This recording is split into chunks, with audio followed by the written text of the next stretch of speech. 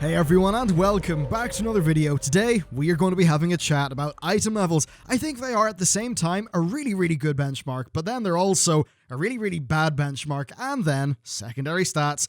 Man, they just fly in and their weightings mess up the whole thing and make it all a bit confusing. So in this video we're going to try to work out some of the impacts that these things have on the game and try to realize just how much of a tricky situation it must be for the team over at Blizzard. So, how is item level good? Well, if you have the average item level, you can generally work out how well geared someone is. Since better gear generally comes from harder content, it's a way of working out how well progressed the character is. Just that generally that's less of the case now because, well, Titan forging, legendary items, things like that. But that's not really the main issue here. So it's natural to assume that the player with the highest gear level is going to be the player who is the strongest.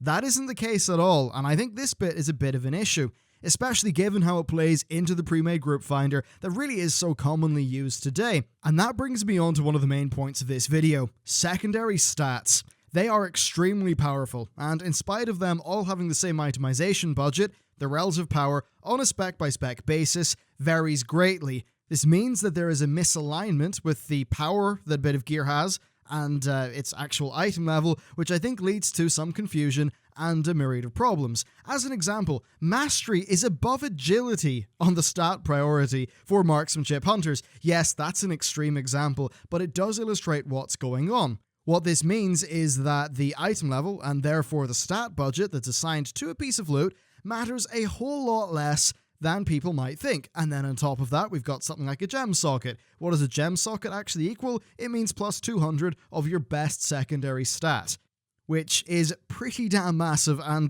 worth a lot more than a few item levels. So on top of this, Blizzard also changed gear a little bit. I think in 6.2 they changed it so that there was more gear that had a different balance of secondary stats, so you could have a small amount of one stat and a large amount of another stat. Now this balance is independent of the item level, and they amount to the same stat budget overall, but it further compounds the problems that I talked about like 30 seconds ago about this balance between secondary stats, and I think it further erodes the usefulness of item level as a metric.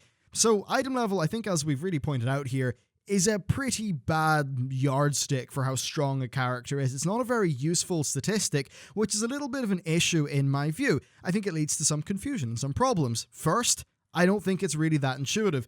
Do you intuitively know that mastery is above crit in your stat priority? Now sure, these are both good things, but there's no real in-client way of making that distinction. This leads to many players gimping themselves in terms of throughput in the search for a higher item level number.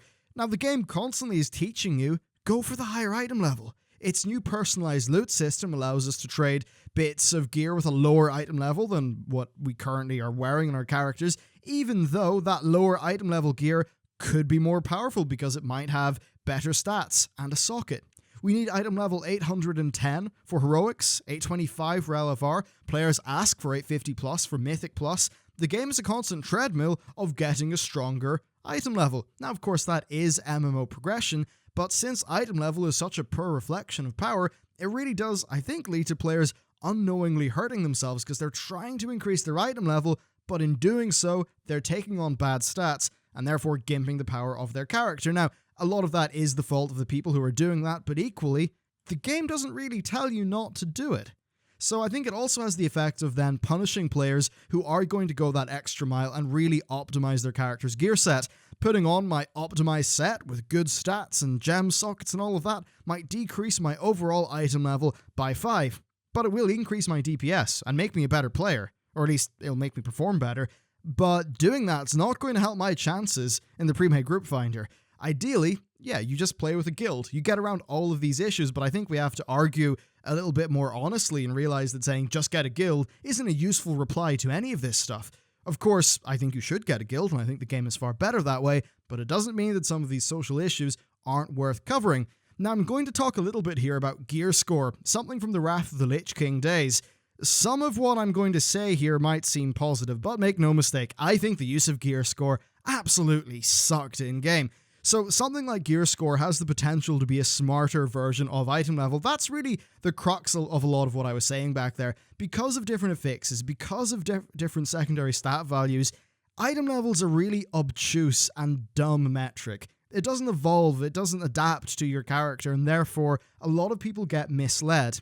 Now, with something like, say, Gear Score, and there's add-ons that do this at the minute, what they do is they take a bit of gear and then they give you a number, like a sort of a generic power number, that's actually reflective of how good it is for you, given the stats of your class and your talent choices. Something like that makes comparing gear in a useful manner a good bit easier. It gives you the actual picture rather than this extremely rough at best estimation. Do I want a feature like that to be a main thing in the game that people use to compare each other? No, absolutely not. That would just be Gear Score again. I suppose one way to solve this sort of issue of item level, secondary stats, and then, the people who sacrifice item level to have optimized stats being slightly punished by the group finder and things like that, and then, the people who just sacrifice everything for a higher item level, gimping themselves. One way to tone down on this problem would be to increase the relative stat budget allocated to primary stats, and then decrease the stat budget given to secondary stats. Now sure, stat priority would still matter, but it would matter potentially less than it does now. But one downside is that it would really make the game feel a little bit more boring as far as gearing goes. Secondary stats can be really fun. Getting loads of crits in a fire mage, getting loads of haste on a character where haste affects your global cooldown, that stuff it just feels really great. And funny enough, reforging actually existed partially to get around this problem. If a bit of gear dropped and had shit stats, you could just reforge it, so it was a little bit better. Now, this had the effect of adding busy work to the game, where, you have to get a bit of gear, and then you got to gem it, and then you've got to enchant it, and then you've got to go and reforge it, and people didn't like that necessarily.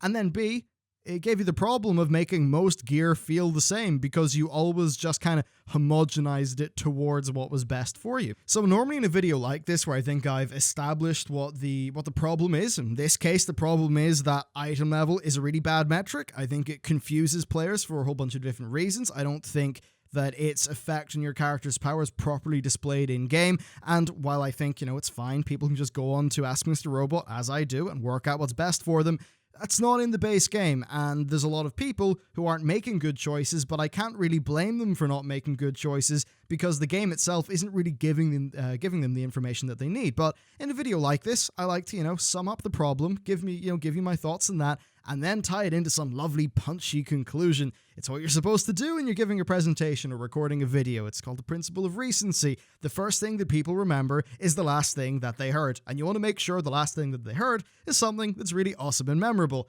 Can't really do that this time. I just can't think of a solution to this problem that's sufficiently good, and I spent like 3 hours trying to do it, and every time I would think of a solution, I'd be like, nah, but there's all of these downsides as well. And sure, making secondary stats matter less or having reforging lessen the problem, that technically does fix some of the issue, but it's at the expense of gear progression feeling fun, and that's just so important that we can't really erode from that. Now, perhaps Blizzard could take some steps to have more attunements that are based off completing content rather than item level, so the players begin to compare. They say in an application, they compare characters based on what they've done, not the gear that they have. But that just leads you into a lot of other problems. How do you get past a certain attunement without that attunement? Because, people will be like, sorry, to clear this boss, you must have killed this boss before, which is obviously creating a very big barrier to entry for players who don't have a guild. By the way, do get a guild. I recommend that. But, ideally we'd be able to solve the problem aside from that.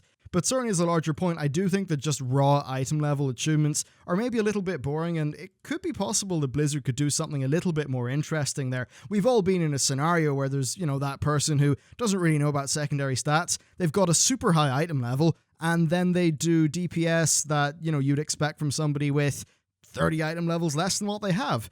And that's just one of those sort of scenarios that the game naturally kind of encourages people towards, in many cases through absolutely no fault of their own, which seems like a little bit of an issue. I think the largest factor here is just awareness and perception and how all of this stuff sort of, works together. Two things which I think are incredibly hard to change. Hopefully this video will do a small bit of that, but more than anything, I'm extremely keen to hear what you've got to say about this topic, especially if you think you've got any good solutions that you think would work. I'll be reading the comments of the video and checking Twitter, so do let me know what you think, and especially let me know what your experience has been using the pre-made group finder. I used it twice, actually, all expansion, 3 times. 2 of them were doing a normal Mythic dungeon, 1 was doing a Mythic +4, which was an awesome run. You would have seen the footage from that in my video about legendary items.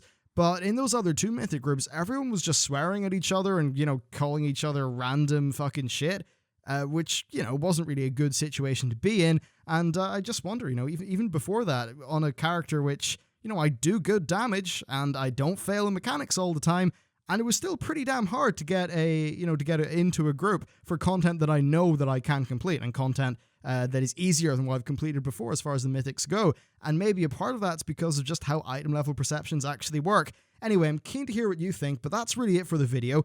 Thank you very much for watching, and I'll see you next time.